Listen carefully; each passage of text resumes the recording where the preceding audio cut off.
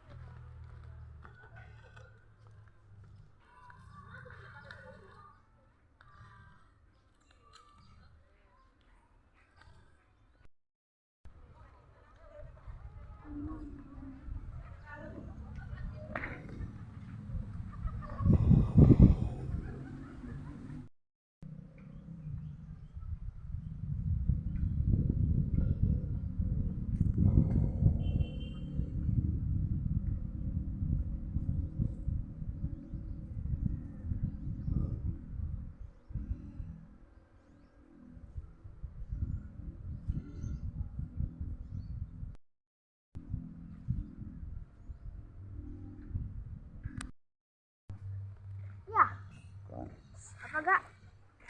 Taruh. Tapi tidak pakai ada tempat kolam renang di sini. Di sana luas. Sekarang naik ke oh ya bukan.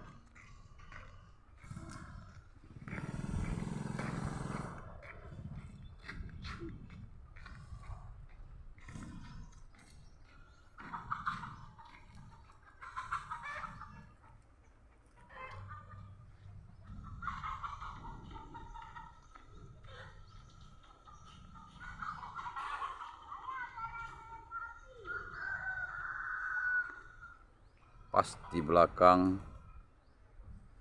kapal terapung yang berada di pusat pemukiman di Desa Pungai Bangcut, Kota Banda Aceh. Terima kasih.